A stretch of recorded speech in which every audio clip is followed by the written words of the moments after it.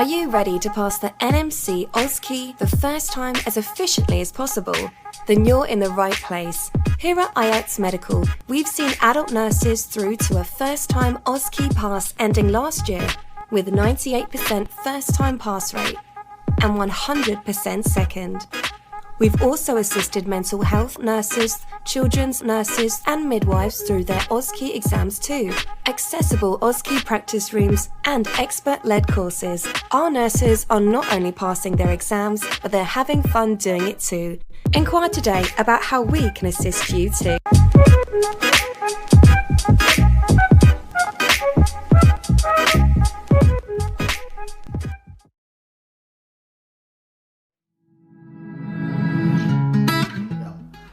Hindi po mayaman ang mga nurses dito sa United Kingdom. Pero, I have to say, hindi rin kayo maghihikahos kung nurse kayo dito sa United Kingdom. So, ang sagot dyan, sakto lang. Paano pong sakto lang? Sakto lang na pwede kong sabihin na I live comfortably, nakakain ako ng gusto ko, nakakabili ako ng mga bagay na kailangan ko. Minsan, kaya natin magkaroon ng konting luho at the same time makakabili tayo ng bahay na pasok sa budget natin and then makakatulong tayo sa Pilipinas. So, yan po ang katotohanan dyan. However, I have to say, meron ding dyan, city versus countryside. City po, like London, mas mataas ang sweldo kasi may high cost allowance yan, supplement pa dahil nga mahal doon. Pero anong ibig sabihin nun? Mas mataas ang sweldo, mas mataas din ang gastusin. We are staying here in Sydney, which is considered one of the most expensive city to live. But it still depends on each person or each family's spending habit. Kami ng husband ko, we still believe na it's still best to maintain a simple and frugal lifestyle. Although, it's not bad naman time to time you get to spend something for food or you want to buy something or travel to a new place. What's important is you have a budget and track your expenses. And that includes food, remittance, insurance, transportation, and others. So make sure you watch the video which we have discussed the usual expenses here in Australia. Living is relevant to where am I right now. As I've said on our first video, I'm here in North Dakota, in a small town. It has a low cost of living compared to other states. So your salary will depend on the cost of living in your area too. So, for example, want a range of $1,800 per cutoff, and for example, your house is $450 per month. Here, our house is $450 per month, and our grocery would usually range for $100 for 2 weeks. Yon, it's appropriate or tama lang siya compared to what I'm earning right now. So, it depends. If you're in a area that has higher cost of living, well, your per hour rate will be higher compared to an area with a low cost of living here in New Zealand is actually expensive. You could actually check my YouTube channel. I did a video about the cost of living, about my rent, my groceries, my cell phone bills, and my petrol. So yeah, it's expensive, but the salary is good, so it's just equal. But at least I'm still saving a lot of money for my future. Especially I could still send money back to the Philippines. Where I live here in Freiburg, it's southern part ng Germany. It's very livable. Although the houses are quiet, are a bit of expensive, but you know, the Lebensmittel or yung kinakain, yung mga pinapamili na clothing, food are very affordable. I can say mura siya. Like, actually malapit na siya sa Pilipinas price eh. And you know, the Europeans here earn double sa mga compared sa mga Pilipino but yung binibiling mga gamit for daily living is parang equal lang din. So, you can also check the numbeo.com, and you just put in the city where you want to check how much the cost of living is. They will show you how much, you know, the food and fast food restaurants, the clothing in the stores. And I can say really na dito sa Germany, actually medyo murang food actually. Natutuwa ako sa gastusin dito. I just have to, you know, every person who lives kahit naman sa Pilipinas, you really have to know how to budget.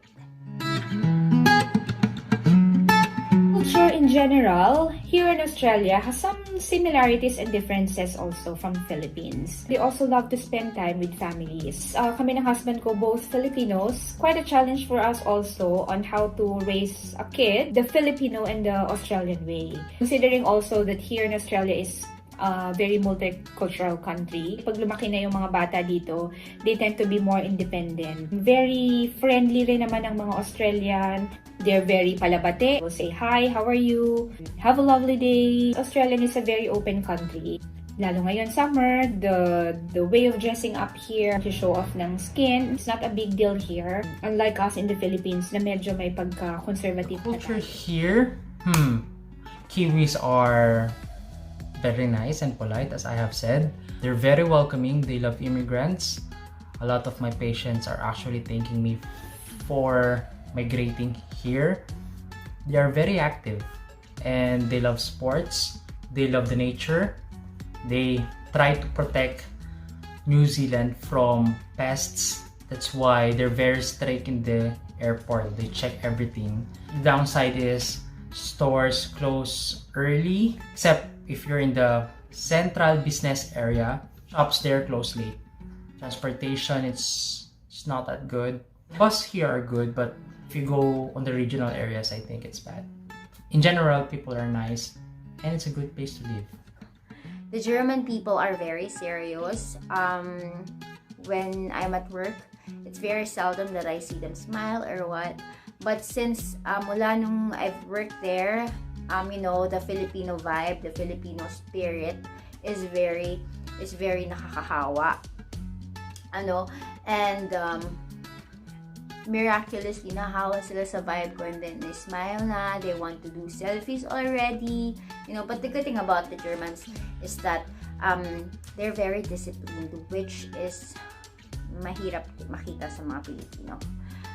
You simpleng crossing the road lang, if the stoplight is red, then don't have to cross the road, even for the cars. Cultural differences, if you are going to compare it, Filipinos are very welcoming, sensitive, friendly, accommodating, hospitable, although there are some of them that actually have those characters, but most of them, they are very direct, they're straightforward, they're workaholic, they are more serious, and when it comes to their personal space, you need to respect it, because some of us were used to, if we got too excited, if we got too happy, we tend to touch people, or we tend to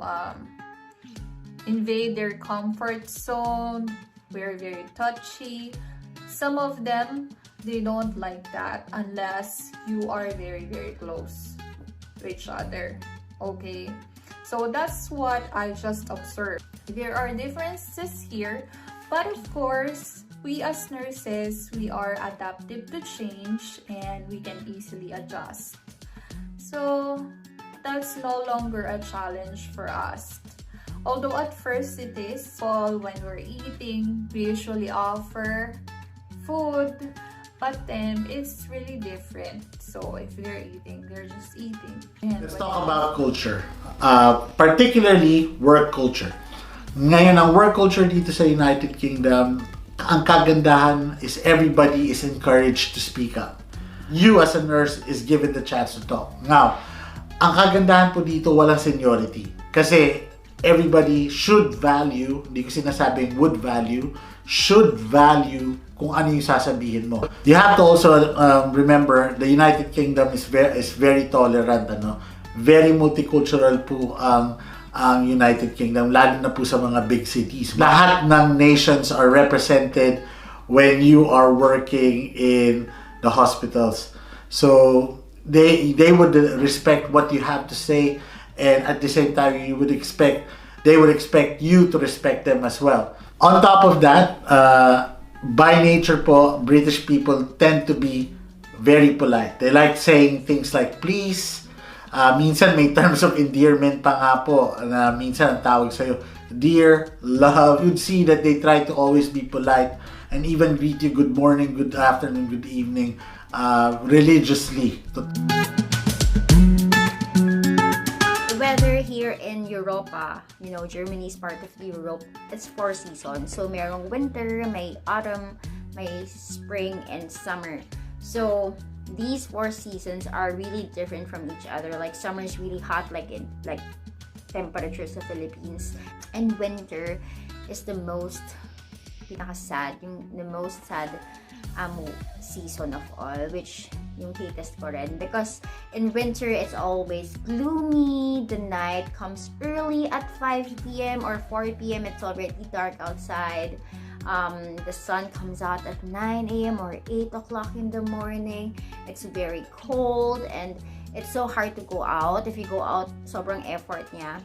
So, minsan you just wanna stay home and get yourself warm. Here in Australia, we have 4 seasons. Ngayon, it's December, so we are already on summer season.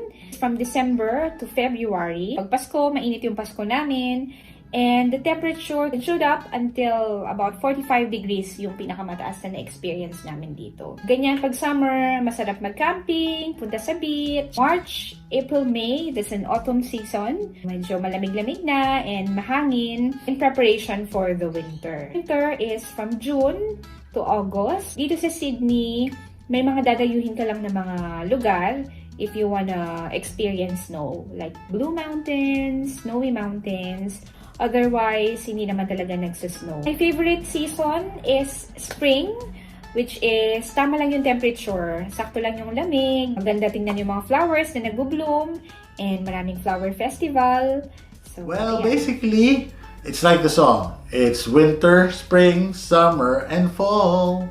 So, with all those 4 seasons, para sa akin, the advantage of that is that there's a reason for you to change your wardrobe. Ang ganda nga po nun kasi meron kang iba't ibang pagkakataon na itry ang iba't ibang damit. So that's good. I mean, I say that para sa akin, pero actually I just wear very simple clothing. Pero at least yung misis ko, she loves it. Ang kagandahan po na may 4 na seasons is that you always look forward to something new every 3 or 4 months or so. What do I mean by that? The winter, maybe you like the snow. Although snow, hindi ganun kalakas dito, pero when snow comes in the UK, everybody tends to notice.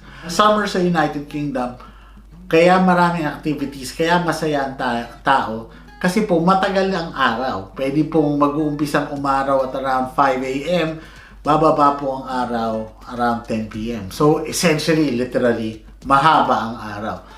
However, meron din pong history ang United Kingdom for having what we call a wet summer. So, minsan nga po, ang maaraw nga pero maulan naman. Malakas ang ulan. And obviously, being a 4-season country, needless to say, ang spring din, minsan mabasa, wet spring din yan, or minsan you could have a wet autumn as well. Varies from North Island to South Island. South Island tends to be cold and windy. North Island is warmer and temperate compared to the South Island. The winter here is not that bad. It doesn't snow. It snows on the mountain ranges, but it doesn't snow here in Auckland. But you could get 4 seasons in one day. I've seen worse. We still get a lot of sunshine, so that's good. It's good for your mental health. I'm actually enjoying the weather here. It's actually summer, and yes, it's hot. It's hot right now. It's kind of humid, but not as humid as it's not as humid like the Philippines. So Ooh, getting a good lighting from the sun. For the weather, here in North Dakota, that's one thing that I hate the most here because of the extreme winter. In fact, I actually created a video on why I hate winter. So you can just check on my page. There are times that it will be below 0 Fahrenheit. Still, we have 4 seasons. We can enjoy fall, spring, summer, aside from the winter. Because for me, winter is just beautiful or it's just pretty when it comes to picture taking. But the actual experience with winter, if you're having 40 inches of snow or above, or if it's below freezing, it's dangerous. And having snowstorms too. Here in North Dakota, we don't have much earthquake. What we have here is tornadoes and blizzards or snowstorms. Family could actually migrate from the Philippines to New Zealand. You could get your spouse, your partner, your kids, your fiancé. You just have to present the immigration of proof that your relationship is genuine. You need to present your marriage contract, your bank statements, bills, pictures from your travels, statement from your family, and messages from your messenger or Skype. The downside is you could get your parents, but it's impossible because you need to earn at least 150,000 New Zealand dollars a year to get one parent. And I'm earning not even half of it. Dito po sa United Kingdom, pwede po tayong maging citizen. Pwede tayong maging British citizen. For me po, inabot ako ng 6 years bago ko nakuha yung citizenship. Yung mga pamilya po natin, pwede rin kahit nakuha lang natin sila.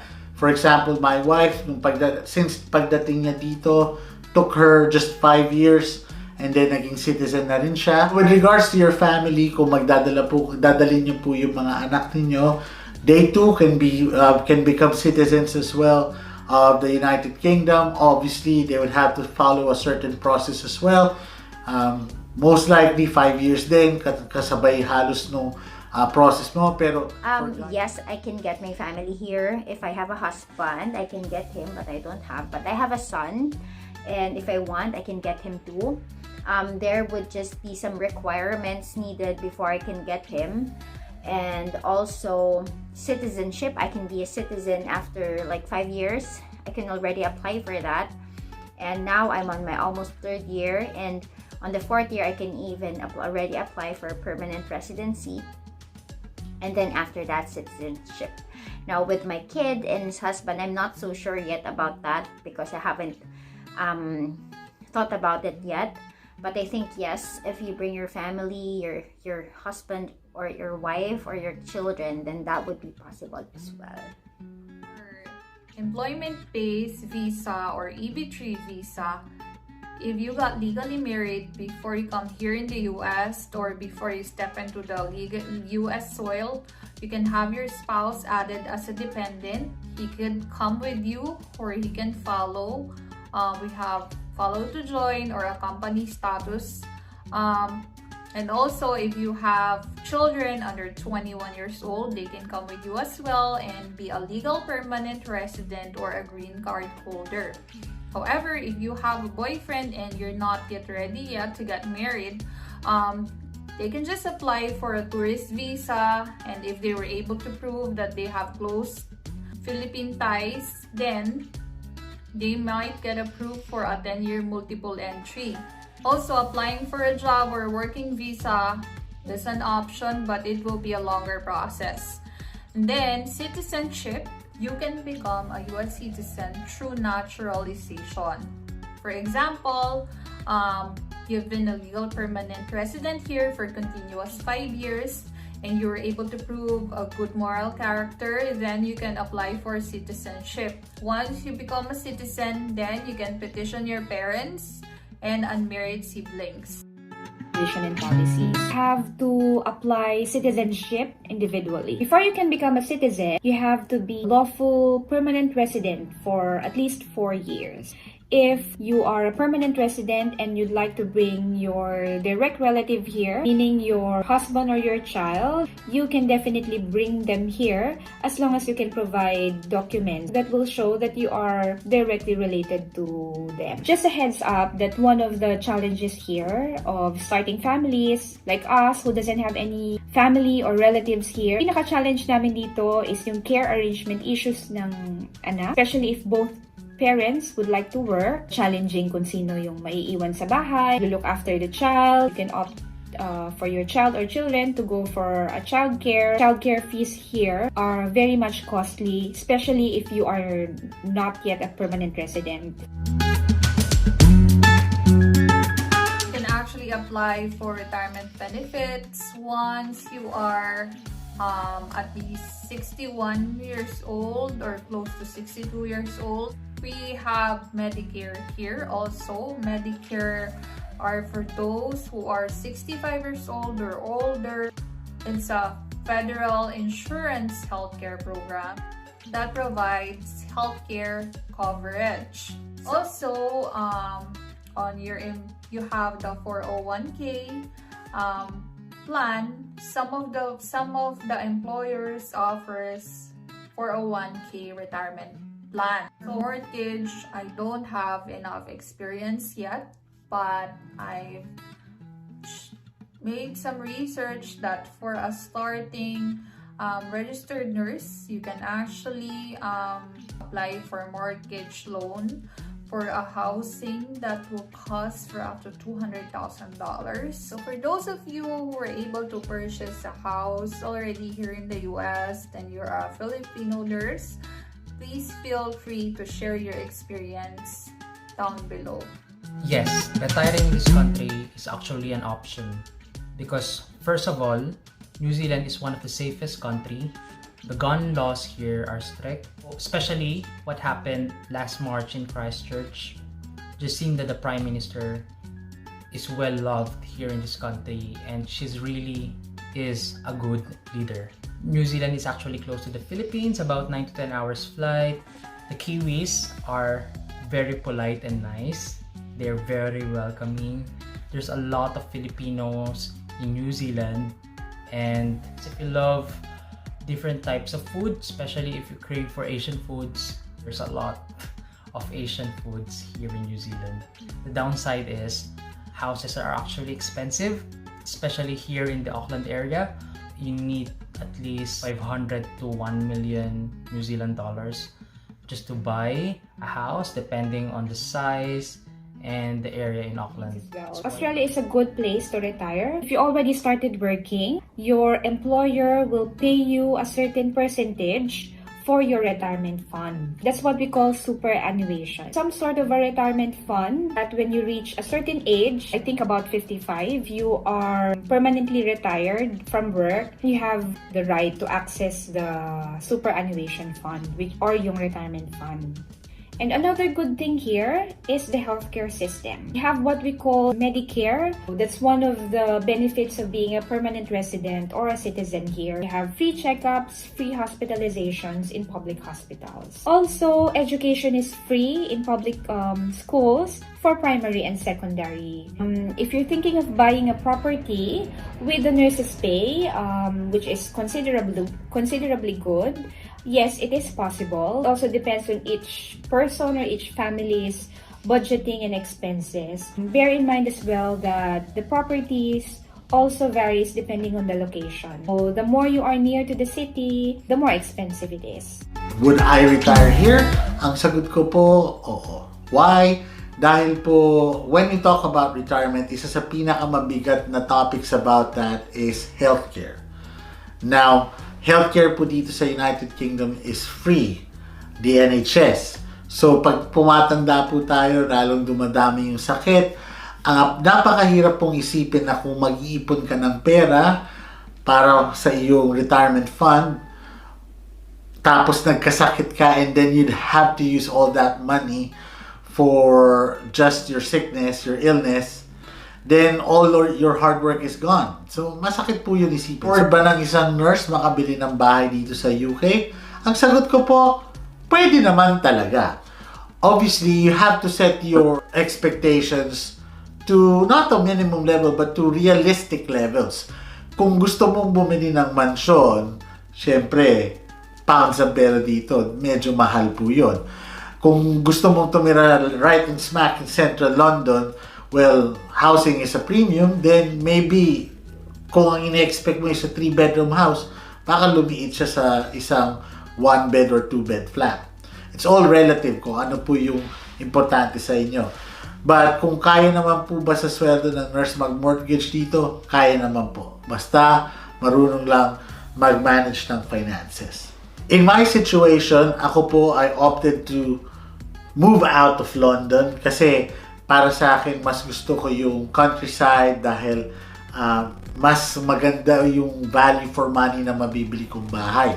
So, is retiring an option for us nurses here in Germany? Of course, yes, because every month one of the taxes or one of the insurances that we pay is what we call the Renteversicherung. It's like the pension, and of course, if you get old and you're retired, you get money from the government, of course, and the services from hospitals are also free. Now, when it comes to mortgages, if you wanna get house, you can do that. It's possible as well. But houses here in Europe are kind of expensive. And if you live here, hindi uso yung bumibili ng bahay. More on they rent homes and Pflegeheims, or what we call home care for the aged, are very popular here. So I'm not really sure about that, but I think it's really possible. But it's quite expensive. Best when staying in the United Kingdom. Manong knows best.